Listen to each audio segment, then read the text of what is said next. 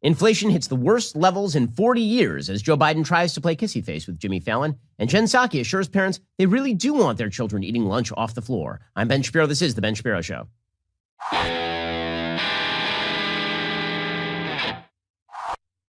This show is sponsored by ExpressVPN. Don't like big tech and the government spying on you. Visit expressvpn.com/Ben.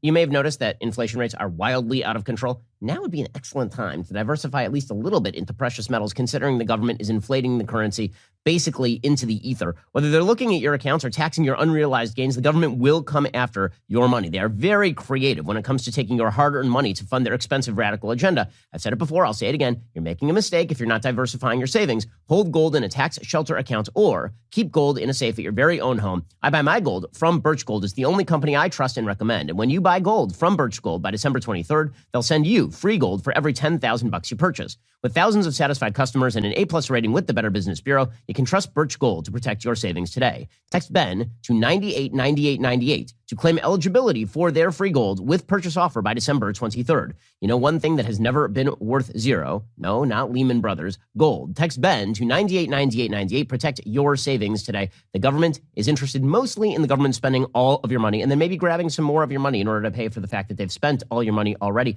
So, you know what? Protect your savings today with some gold from Birch Gold. Text Ben to 989898. Protect your savings today. All right, speaking of inflation, the statistics for the Biden administration are just egregious. So about the middle of last week, you started to see the Biden administration trot out a new line of propaganda. Their new line of propaganda is that the economy is actually going swimmingly. This is because the unemployment rates are low. Well, the unemployment rates are low for a couple of reasons. One, people have a lot of money in their bank account because the government literally just helicoptered cash to people last year. They just threw money at people. And so people actually have a lot of money in their savings accounts right now. That is starting to dwindle as the unemployment benefits have run, and you're starting to see people go back into the workforce. But this has created a massive artificial shortage of labor. And because Democrats keep pushing to restructure the relationship between the individual and the government, there are a lot of people who are sort of waiting around thinking that the government is going to pick up their tabs at this point.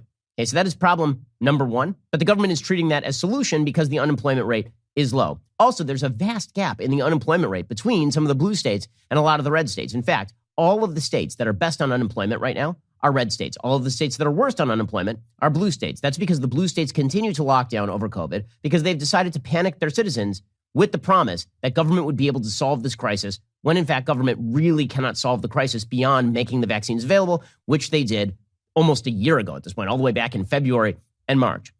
Okay, so the Biden administration is facing down a lot of bad news. The polling data for them is really, really bad. So they started to put out this line that the economy, actually, you don't know what's going on, guys. You don't know what's going on.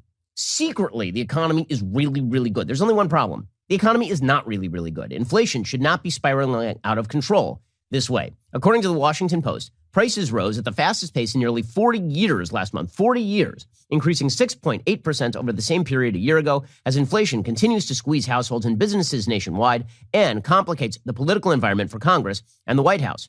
That's one way of saying that Democrats are in serious trouble. According to the generic ballot, Republicans are up 10 points in the generic ballot right now. And those numbers rarely go the other way. When the party in power is already trailing in the mid-year elections, in the midterm elections, by the end of December of the year before, it almost never goes the other way.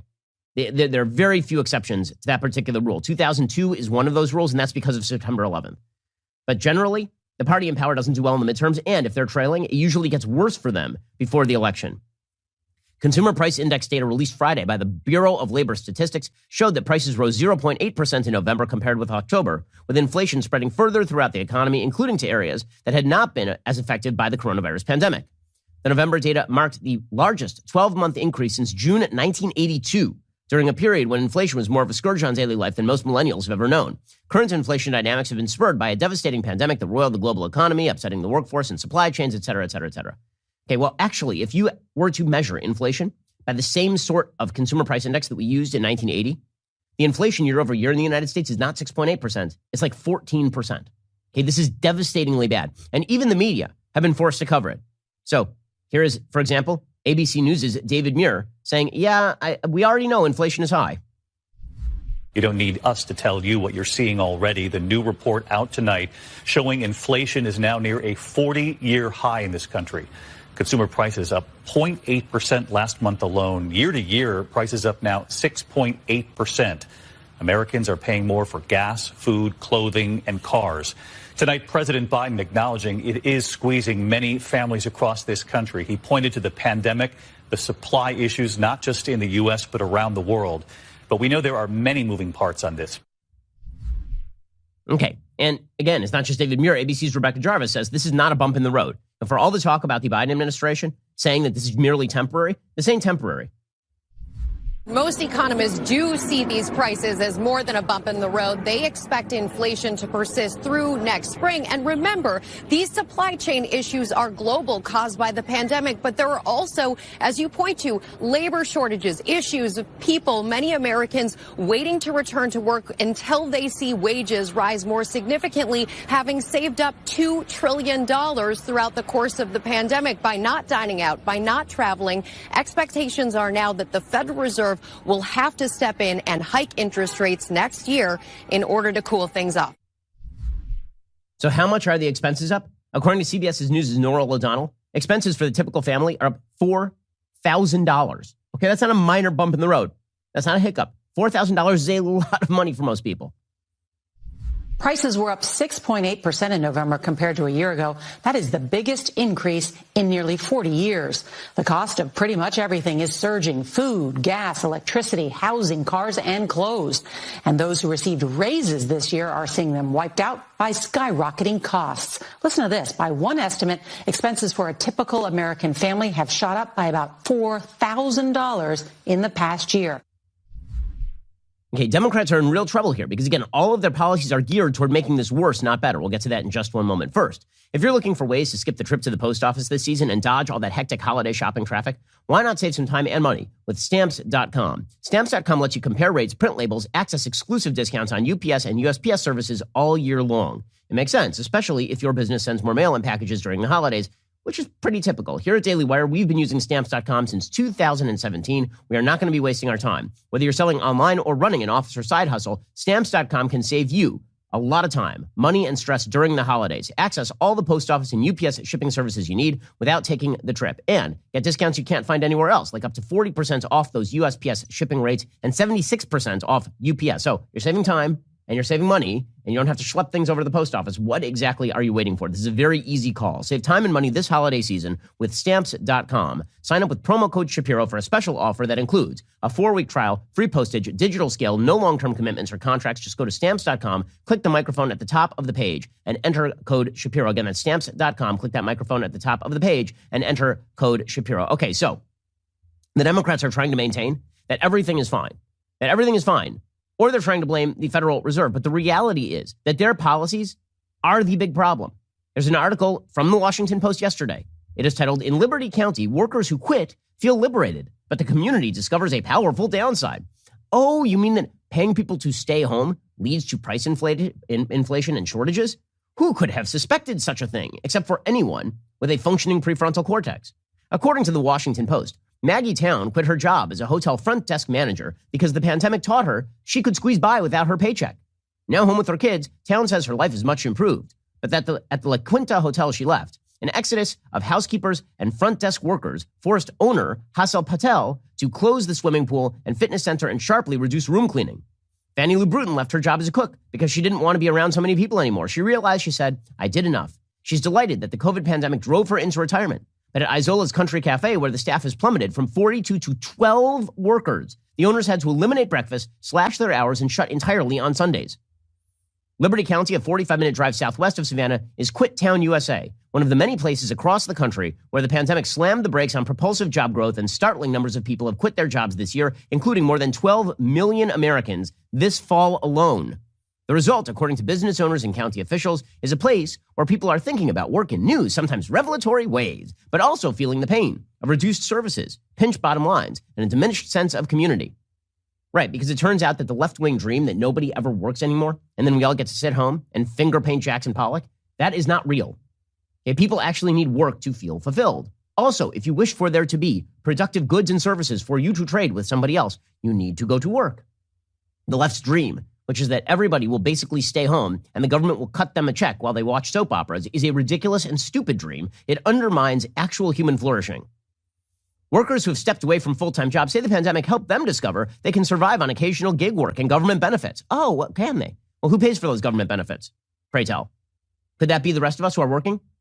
Work harder? Millions on welfare depend on you? Going to bring back the 1970s bumper stickers? Many Liberty County residents left minimum wage positions at restaurants, hotel, and retail outlets to take jobs at the county's burgeoning warehouses and distribution centers. The upside, as much as double the pay and more flexibility in work hours. The downside, severe strains at the mom-and-pop businesses they quit, and damaged or severed long-standing social bonds.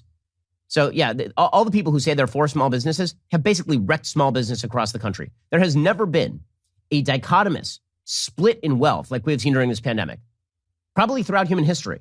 Right? Basically, the middle class split into people who are at big corporations, which did pretty well during the course of the pandemic, and welfare. And if you're in the middle, if you're running a small mom-and-pop shop, if you're running a restaurant, if you took out your life savings and you tried to build a business and your business just wasn't large enough to survive the government shutdowns, and guess what? You're out on your ass. And the left is celebrating this. They think this is good. They think this is good. Right? It is not good. Okay, it is very bad. And by the way, it has bleed over effects in terms of the inflation rate. And now you get the inflationary spiral, because why would you re-enter the workforce unless you get a giant raise? But if you get a giant raise, guess where the prices are going to have to go in order to pay for that giant raise? And so you get a wage price spiral. That is what is happening right now. The Biden administration is trying to downplay this, pretending that it's not really a big deal. In fact, here was the president of the United States, Joe Biden, trying to remain alive, saying that, inflation's really not that big a deal. This is Joe Biden over the weekend. The biggest, a third of the increase in inflation is used automobiles. It is a real problem. But the point is that has to do with supply chain as well. But it also has to do with the fact that not everybody's looking for a used automobile. But those who are, they're paying higher prices because there's fewer of them because of COVID and what was sold out and the like. No. Okay, so cream of wheat for both mouth and brains. The president of the United States trying to downplay inflation as used cars is insane. At the beginning, used cars were driving some of the inflation stats. Not anymore. What is driving the inflation stats at this point is not even things like food and gas. Okay, the consumer price index, absent food and gas numbers, is still extraordinarily inflated. Everyone knows this, so he is lying to you. And the thing is that not a lot of people are believing it. Jen Psaki was asked questions about inflation over the weekend. She didn't have much to say about it. She tried to avoid the questions.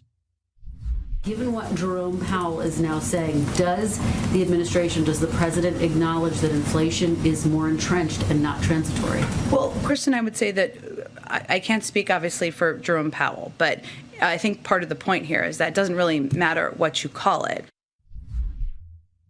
Oh, it doesn't. Oh, okay.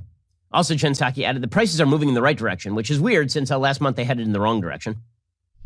Well, we've seen costs increase in some areas, and we've seen them move in a good direction in some areas as well. What we need to do now is think about what we're going to do about rising costs. What is our plan to address rising costs?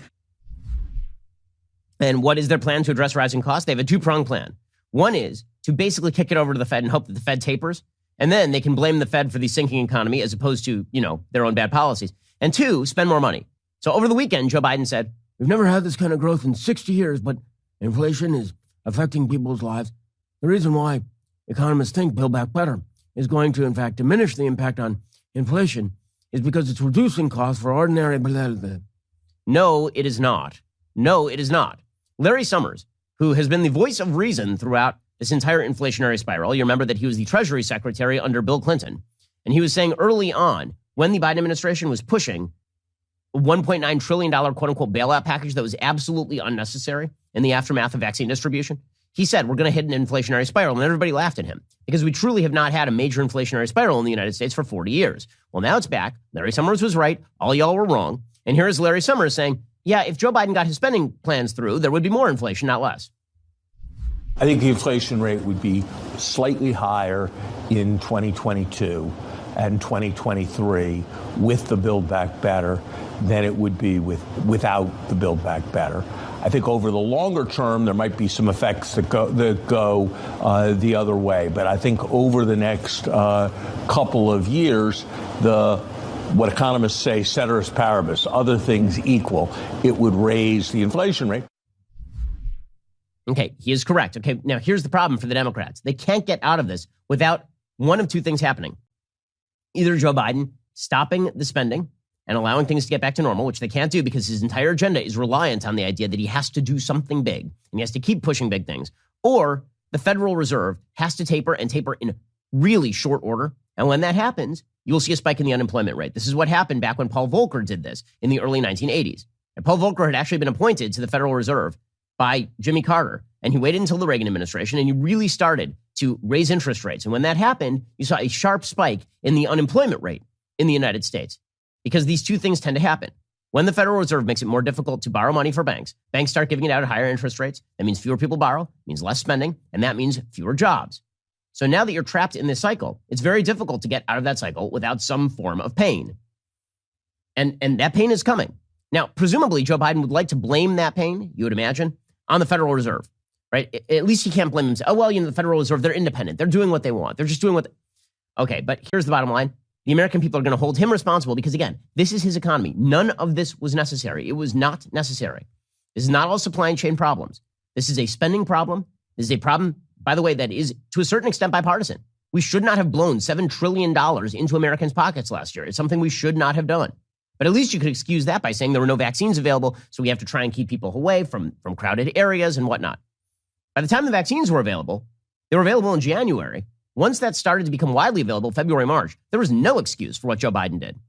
And we're going to get to the Federal Reserve and what they are probably going to do in just 1 second. First, let's talk about the fact that if you're a responsible person, you need life insurance. Let's say that you're responsible for a gang of children, let's call them lost boys, and the former leader of your gang has absconded, has just left for years and years and years, and you took over, and you're the responsible. Well, finally, the leader, the original leader, he comes back, and he's going to lead you in a battle against the big baddie. But you are tempted to fight the big baddie yourself. Well, as he chants at you, Rufio. And as you approach him, you might be thinking to yourself, man, well, at the very least, I should have thought about the lost boys and bought some life insurance. First, head on over to policygenius.com/Shapiro. Answer a few questions about yourself in minutes. You can work out how much life insurance coverage you need, compare personalized quotes to find your best price. You could save 50% or more on life insurance by comparing quotes with Policy Genius. Their licensed experts will help you understand your options and apply for a policy. The Policy Genius team works for you, not the insurance companies. You can trust them to offer unbiased help and advocate for you every step until you are covered. Policy Genius does not add on extra fees or sell your information to third parties. Head on over to policygenius.com/Shapiro to get your free life insurance quotes. See how much you could save. That's policygenius.com/Shapiro. Again, policygenius.com/Shapiro. So I think what's going to happen here is not that the Biden administration is going to back off of their garbage policy. I think instead they're just going to hope that the Fed takes the hit. But here's the thing. The Fed is still widely perceived as Joe Biden's Fed, as it should be. Okay, the notion that the Federal Reserve is completely independent from the executive branch is crazy. It has not been forever. The Federal Reserve is not some independent group of people with the best interests of the American public at heart. The Federal Reserve generally does what an administration wants it to do. This is why, for example, Donald Trump used to try to leverage the Federal Reserve into lowering the interest rates. Right? He used to talk about maybe we should go to zero interest rates. Maybe we should go negative interest rates. And the Federal Reserve, predictably enough, actually did go down on the interest rates while Trump was president. Loose Federal Reserve monetary policy is a bad thing. The Federal Reserve has not stuck to the sort of Milton Friedman notion that we should inflate the currency by a couple % a year. They've aimed for that, but they've generally failed because they're just not that good at this. It turns out economists are not that great at being able to read the full hand of the market.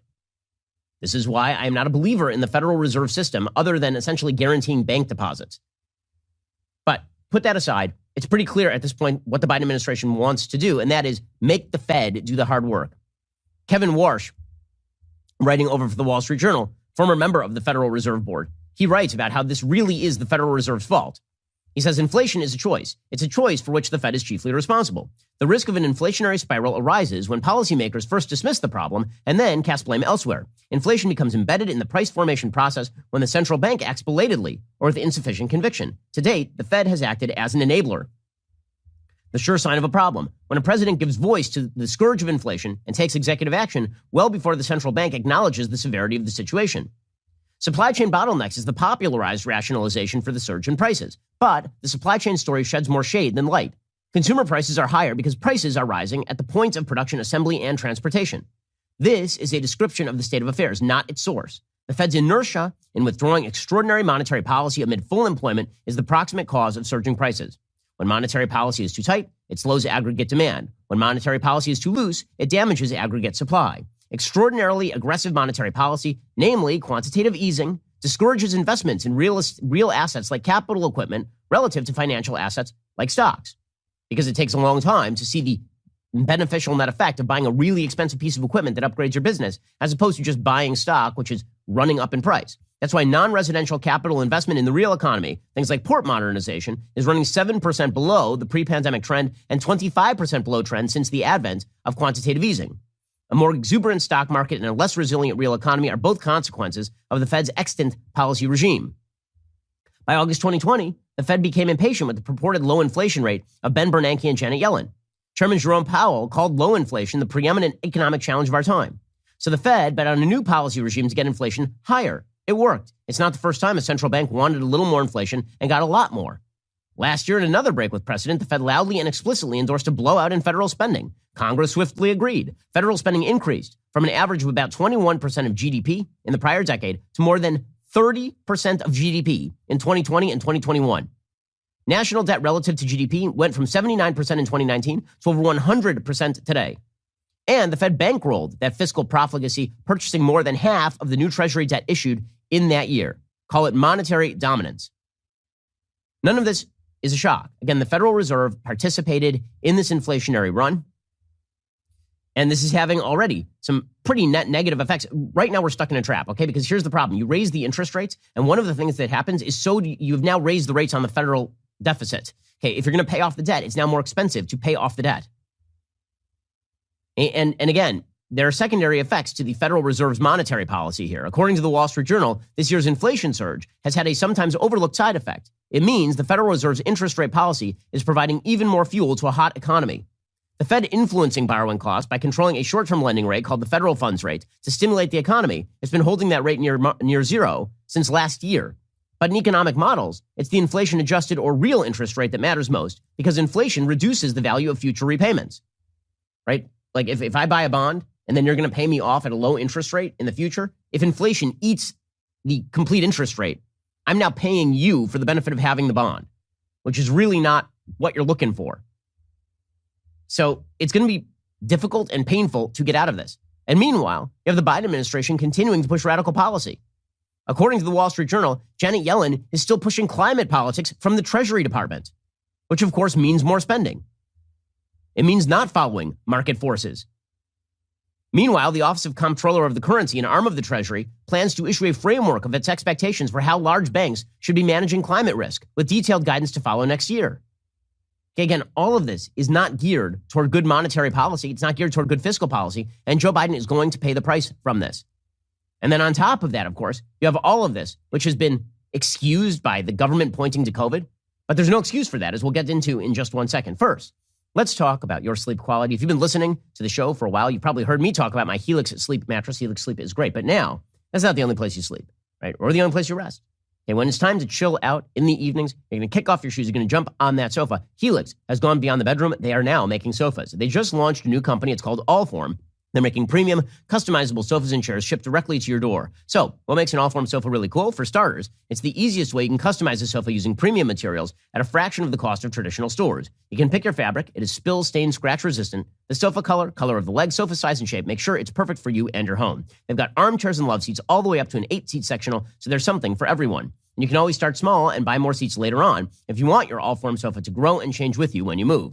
Allform sofas are also delivered directly to your door. In the past, if you wanted to order a sofa, you'd need to hire someone to come and assemble it in your home or break your back trying to put it together yourself. Allform has simple, quick assembly, no tools needed. I've got an Allform sofa. I've got the 3-seat sofa with chaise in the sand color with espresso legs. It is supremely comfortable and it's great looking. It's super durable, which is great because my kids wreck everything. If getting a sofa without trying it in store sounds risky, you don't need to worry. You got 100 days to decide if you want to keep it. More than 3 months. If you don't love it, they'll pick it up for free, give you a full refund, makes a great Christmas present. They have a forever warranty. Allform is offering 20% off all orders for our listeners at allform.com/Ben. To find your perfect sofa, check out Allform.com. patreon.com/Ben. All right, meanwhile, the Biden administration is trying to claim, of course, that all of this is because of COVID. Right? That if it weren't for COVID, everything would be fine. Well, here's the thing. COVID is the reason that the economy had a massive artificial coma last year, which means that if you just leave people alone, the economy will go back to normal. But Democrats were not interested in that. Again, it was not build back to where we were. It was build back better, blah, blah. Build back better was a bunch of garbage. You have no idea how to build an economy. An economy rests on fundamental precepts about human nature. A well-planned economy is an economy in which nothing is planned. A well-planned economy, ironically enough, is an economy in which you understand that the disparate sources of knowledge outweigh any particular person's expertise. So having one person at the top of the economy dictating how funds are to be spent is a complete waste of time and a waste of money. It is a misallocation of resources. Countries that have centralized economies learn this in all the areas where they actually have centralization. This is why social welfare countries, like the Scandinavian countries, rely on a capitalistic framework in order to actually make the money. Then they proceed to tax the money and blow the money.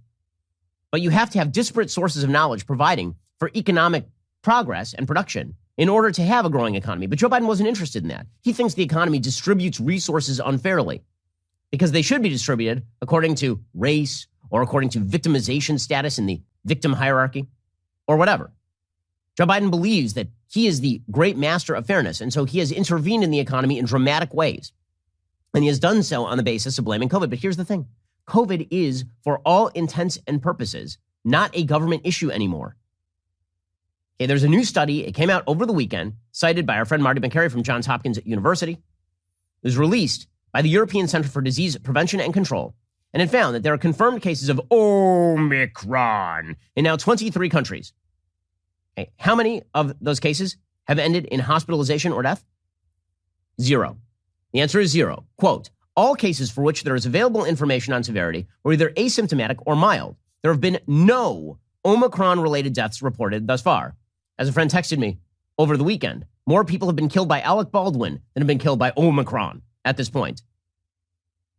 Okay, so Omicron is, in fact, it may be the solution to the pandemic. If it's more infectious than Delta and it kills no one, that's a good thing. That means everybody is gaining natural immunity with asymptomatic or mild infection. So why are we panicking? Well, we have to panic because the panic is baked into the cake. Because again, at a certain point, this is no longer about protecting people. At a certain point, and that point came long ago, once we had the vaccines, at a certain point, it's about control. And it's about maintaining a belief that centralized sources of knowledge are capable of fixing the world when that is just not true. So over the weekend, you had CNN medical expert Jonathan Reiner calling for more measures with regard to COVID. More measures with regard to COVID. This is insane. The Biden administration should mandate vaccines for air travel in the United States. Vaccines are broadly popular in this country. 83% of adults have been vaccinated. I can't think of another public policy measure in this country where you have 83% agreement. So 17% of the United States essentially is blocking this notion of a broad vaccine mandate. But unless we get more people vaccinated, this virus is not going to go away. It's not going away anyway. You all know it's not going away anyway. It's endemic. Every scientist says it's endemic. But they're not even aiming for anything realistic at this point. They're aiming for control. You know what a federal vax mandate would do for flying? You know what impact that would have on COVID? 0. It would have 0 impact. You know why? Because planes are not the chief vector of transmission. In fact, staying in your home with your family is the chief vector of transmission. If you get COVID, there's a good shot your spouse will get COVID and your kids will get COVID. If you're on a plane, they've got HEPA filters. Throughout the pandemic, I've been corresponding with heads of major airline industries, and they've been providing me their data. Airplanes were never a main vector of transmission. In fact, I'm unaware that there are any cases in which a plane became a super spreader event, even though you are in a flying steel capsule in the sky that is filled with farts. Even though that, you're still not going to get COVID flying in a plane compared to being in your own apartment or your own house with your family. Okay, but they're still calling for more measures. Why? Because again, it's about blaming these other people. Joe Biden on the economy wants to blame the Fed, even though it's his own policy that has led to the Fed doing what it's doing. And were the Fed to raise interest rates rather dramatically right now, it would cut into the economic recovery. And they know this. Right? It would cut right into the unemployment numbers that Joe Biden is busy bragging about. It would cut into some of the stock market numbers that Joe Biden is busy bragging about. And it would radically raise the price of all the debt that Joe Biden hopes to take in the future. he's going to try and blame it on the Fed anyway. Okay, but when it comes to COVID, they've got to blame somebody else. They're blaming the 17% who are unvaxxed. Number one, we don't know how many of those people have already had COVID, which means they have natural immunity. And number two, even if you're already vaccinated for COVID, you can get COVID. I have friends to whom this has happened, many of them. You can still pass COVID if you are vaccinated. And yet they're still going to keep pushing. Here's the NIH's Francis Collins saying, give yourself a Christmas present, get a booster. Okay, unless you're over the age of 50, the data on getting a booster is pretty skimpy as far as lowering hospitalization and death. Now, it may help you prevent in the short term getting it in the same way that a flu vaccine might help you be prevented from getting a particular strain of the flu. But it is not going to last forever because your antibodies wane over time. Here's the NIH still pushing boosters, presumably for everybody. When you look at the evidence that boosters do really give your immune system a chance to resist Delta, and also very new data from the UK, also resist Omicron, give yourself a Christmas present. Go get a booster. Don't wait. Get it this week. That sounds like why are we focusing on boosters at the expense of the original vaccine? The 17% who are unvaccinated are unvaccinated. Everybody who's had 2 shots and is not particularly vulnerable, just like with the original COVID variant, those people are not in serious trouble. Everybody who is over the age of 50, 65 maybe, particularly 65, you should think about getting a booster because apparently the effectiveness against hospitalization and death drops from the 90s down into the 70s. But again, you're talking about marginal decreases considering that a 70% reduction in hospitalization and death is still pretty good. Okay, beyond that, if you are young, you might get COVID. You ain't going to get hospitalized or die after you've been vaccinated. That's what the stats show. But they're still doing, and they're doing it with kids. They're doing it with kids. This is crazy. In 1 second, we'll get to the continuing panic in Los Angeles with regard to school children, which is insane. Okay, I have a close friend who told me last week that he had COVID, and his wife had COVID, and then his baby had COVID. And he got sick, and his wife got sick, and the baby had a runny nose. You know why? Because that's what's been happening the entire pandemic. There are 73 million people in the United States below the age of 18. And of those 73 million people, a grand total of somewhere between 10 and 20 healthy individuals have died from COVID. And yet we're still supposed to panic. We'll get to more. The panic is the point. And then Joe Biden wonders why his approval ratings are garbage. Maybe it's because you made a promise and that promise cannot be fulfilled. You promised you could fix the economy and you would change how economics works for everyone. And it turns out all you did is just blow things up. And you promised that you could get rid of COVID, and you can't. Now, listen, I'm not blaming you for not getting rid of COVID. I'm blaming you for making a stupid promise. And you should be held to that stupid promise. If I promise somebody that I'm literally going to buy the moon, and then I'm going to present the moon to them as a birthday gift, the big problem is not that I didn't present them the moon as a birthday gift. The problem is that I'm an idiot for promising them the moon. Joe Biden promised people impossible crap. This is what Democrats do routinely. Some Republicans do it too. We'll fix all your problems. No, you won't. No, you won't, because that's not the way life works. We'll get to more of this in just one moment. First, let's talk about the greatest gift of the holiday season. I'm taught, particularly for dudes, I'm talking about the greatest gift of the holiday season. Ladies, get your man some steak. Omaha Steaks. Check them out right now. OmahaSteaks.com. Enter Shapiro in the search bar. You can save over 50% when you order the perfect gift package today. So what exactly is in that perfect gift package?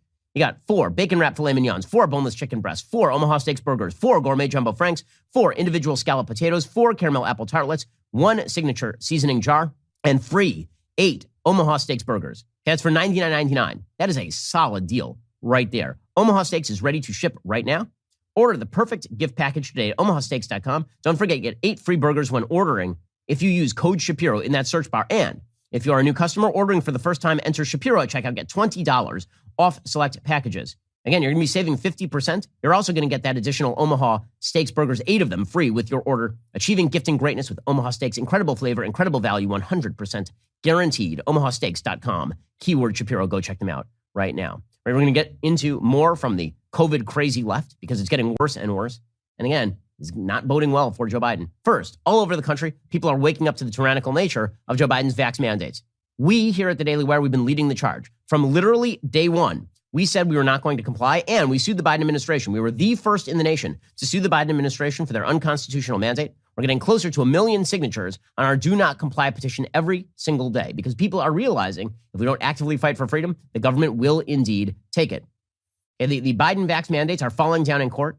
We are going to try and deal them the death blow with our lawsuit. And the signatures that we get are demonstrating to the government that there are just too many Americans who are not going to comply for their nonsense mandates to actually effectuate. We have a goal of reaching 1 million signatures, which would provide a major boost to our legal challenge. We have over 800,000 signatures so far. We need your help to cross the finish line. Please sign the petition at dailywire.com/do-not-comply. Then share our petition with all your friends and family. Let's send a message so loud the Biden administration cannot ignore us. You're listening to the largest, fastest growing conservative podcast and radio show in the nation.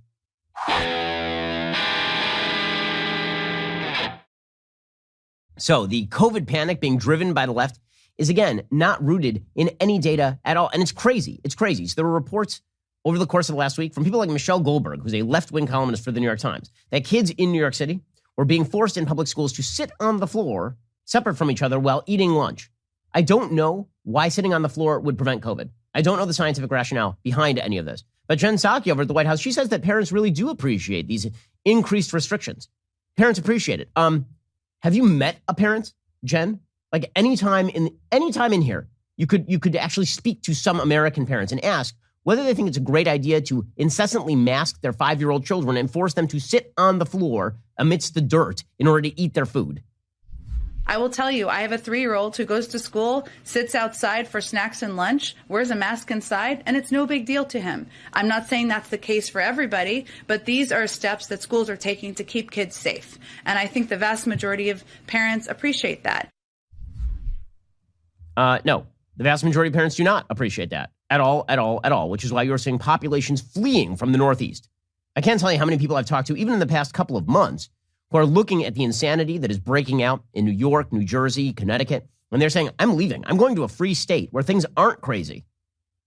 And meanwhile, in LA, hundreds of people are fired. Online learning is set to return amid vaccine resistance at LAUSD.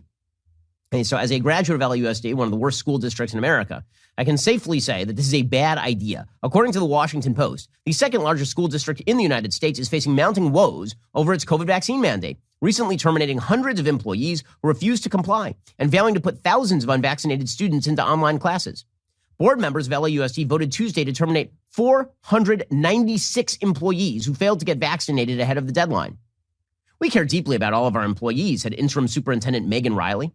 Parting ways with individuals who choose not to be vaccinated is an extremely difficult but necessary decision to ensure the safety of all in our school communities. Really? Why is it necessary? Explain scientifically why it is necessary to fire people who have not complied with your vaccine mandate when we know that vaccinated people can pass COVID, and we know that Omicron is coming, which is resistant in terms of vaccine transmission. In addition, some 34,000 students are in violation of the requirements. Per the district's vaccine policy, students 12 and older must be fully vaxxed by the start of the second semester in January. Those who fail to do so will not be allowed on school campuses and will be referred to an online independent study program, which means, of course, that we are going to see some 35,000 kids just lost into the system.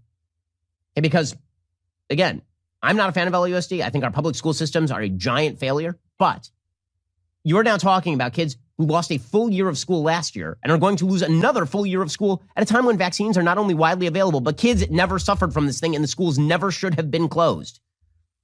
President Biden wants more people to do this. He has called on state governors to impose COVID vaccine mandates for all teachers and staffers, as school districts across the country have been requiring the shots in an effort to slow the virus's spread. Such requirements are already established in Oregon, Puerto Rico, Washington State, and D.C.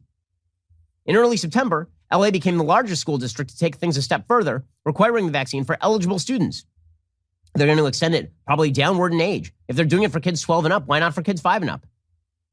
So they're going to completely wreck LAUSD, which is, again, unintended consequences. Fine, do it. All the kids will end up in parochial school. That's where kids will end up. And you know what? Good, because these public school systems suck. They're terrible. The only reason I'm angry about it is because there are a lot of parents out there who are paying a lot of tax money so their kids can go to public school. And other kids can't even go to school because the morons in LAUSD have decided that your kid is at wild risk of COVID. By the way, you see people on TV saying this kind of crap all the time. You see commentators on TV, well, I have a 3-year-old and I'm really afraid for my 3-year-old. Really? Unless your 3-year-old has a significant underlying condition, I have no idea why you would be afraid for your 3-year-old. I have a 1.5-year-old. I'm not afraid for my 1.5-year-old, not one iota of the time. 0% of the time am I afraid for my 20-month-old kid. I'm not afraid for my 5-year-old. I'm not afraid for my 7-year-old. I'm not afraid for any of my kids when it comes to COVID. You know why? Because kids are not dying from COVID. Okay, this lie that kids are in widespread fashion dying from COVID is insane. Kids are dying from COVID in lower numbers than pretty much any other cause of death in the United States at this point. And yet you're still going crazy because you got to maintain the lie. You just got to maintain the lie. And we can all see where it's going. Okay, if you look abroad, you can see how crazy they've gone. In Australia, they're rounding people up who are not vaccinated. In Germany, there was tape that emerged over the weekend of the German police measuring the distances between people outside with folding rulers to make sure that you were a proper space away from people. I mean, this video is insane. They're literally walking around with sticks, trying to measure the distance between individuals to ensure that you are far enough away from others. Outside. Have you seen the stadiums in the United States that are filled with people for college football and no transmission? This is madness. Americans are not into this. And if you are into this, fine, stay in a blue state and enjoy yourself. Well, maybe all of this has to do with Joe Biden's completely cratering approval ratings. This guy entered office in the 50s. He was given the gift of a vaccine that he did not develop. There was a distribution plan that he did not develop. He took advantage of that. All he had to do was not be terrible at this. It's incredible. It really is in life. It is incredible how much of being successful is just staying out of the way of success. But people can't do it. They got to get their grubby little hands in there. And Joe Biden had to get his grubby little hands into the economy and into COVID policy. He had to demonstrate that he was an important person, and it made him feel important. Well, guess what? The American people are about to make him feel pretty damned unimportant in the midterm elections. So Joe Biden decided he was going to go on with one of his late night sycophants. This one was Jimmy Fallon. I remember a time when Jimmy Fallon used to be at least somewhat humorous, and then Trump broke his brain. And all you've got now is sort of the feeble husk of Jimmy Fallon performing bad Stephen Colbert knockoff interviews. So here he was with Joe Biden doing an interview and sucking up to him. It was not good, guys. How much do you pay attention to approval ratings? Well, not anymore. No, I'm joking.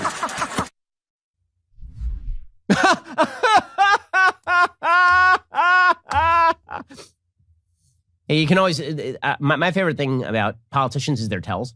They're really fun. So you've got Kamala Harris's tell is the actual crazy laugh. Joe Biden's tell is that after he thinks that he told a joke, he wipes his eye like this. That's is a thing that he watch for it. It's kind of fun. Okay, and Jimmy Fallon's tell is that he has one of the worst fake laughs in the industry. It's it's like Kamala Harris level fake laugh. Yeah, but it didn't stop there. Then you had Jimmy Fallon. Again, they're trying to prop up this old man because they got nothing. So here's Jimmy Fallon praising Joe Biden for no reason anyone can discern. A lot of Republicans and Democrats used to get really on well together. For example, one of the reasons I was a little bit late coming on is because, not coming on, but to do the taping here, is because I did Bob Dole's eulogy today. He asked me on his deathbed whether I would do his eulogy. We're friends. We disagreed, but we're friends. We gave you a standing ovation because I go, here he is, he's bringing class back. He's a classy guy, and you're bringing class back to the office. And I thought it was amazing that you did that. It's so much class being brought back to the office. By the way, in the same interview, Joe Biden started ripping on Republicans and on his political opponents as anti-vax crazies and suggesting that everything that's going on is their fault. So much class from Joe Biden. Guess what? The American people are not falling for this. They don't buy it. And here's the problem for Democrats. They got nothing behind Joe Biden. He's the only thing standing between them and complete collapse. Kamala Harris is a disaster area. And now her team is fighting back by saying that everyone who points this out is a racist or a sexist. Good luck with that particular line of argumentation. According to the New York Times, addressing reporters at a meeting of the Democratic Governors Association, Governor Roy Cooper of North Carolina gave an emphatic answer when asked whether he expected Joe Biden to seek a second term and whether he believed that was in the best interest of his party. I do, and I do, said Cooper. I fully expect him to seek re-election, and I will support him. In fact, we're going to win North Carolina for him. But 3 minutes later, Cooper was sketching out what could be the makings of a Cooper for president primary message. He trumpeted his repeal of the state's so-called bathroom bill targeting transgender people, an executive order granting paid parental leave to state employees, another order putting North Carolina on a path to carbon neutrality by 2050. Publicly, Cooper and other Democrats are focused on what will be a difficult 2022. However, it's 2024 that's increasingly on the minds of a long roster of ambitious Democrats and their advisors. No one is interested in Kamala Harris. She's a giant failure. Pete Buttigieg is a complete nothing bag. Senator Elizabeth Warren is 8,000 years old and blew it last time. Amy Klobuchar has no juice. Their bench is so weak. It's so insanely weak. And many of the people who theoretically might be better for them, the moderates who might replace Joe Biden, people like Mitch Landrieu, former mayor of New Orleans, that dog is not going to hunt in a radicalized Democratic Party. So good luck, guys. I mean, by the way, how bad are things for Harris? Jen Psaki was asked if Kamala Harris, who was, you remember, put in charge of Mexico policy, our border policy with Mexico, if she had ever been in contact with Mexico, ever. And Psaki was like, no. Is the administration reaching out to Mexico, to partners in Central America this morning? Does this cause for a certain reevaluation of the strategy to deter migration north? It would really come through the Department of Homeland Security, that kind of outreach. So I would point you to them for any more detail about a connection with the Mexican government. Yeah, so we have no idea. We have no idea whether there's been any contact with the Mexican government at all at the White House level. So really, really solid stuff. Again, the thing is this. The national policy the Democrats are pursuing, it's not that national policy has created these crises all over the United States. On a broad level, it's facilitated them. But we don't have these crises down in Florida, right? We don't have an economic crisis down in Florida. We don't have a COVID crisis down in Florida. Right? Things are going pretty well down here. We've got inflation. Right? Inflation is a national phenomenon. It's not a regional phenomenon. But a lot of the problems that the Democrats have created are local in nature. The problem is that we can all see that the bad Democratic policy at the local level bled up to the national level, and then the Democrats at the national level attempt to impose it broadly.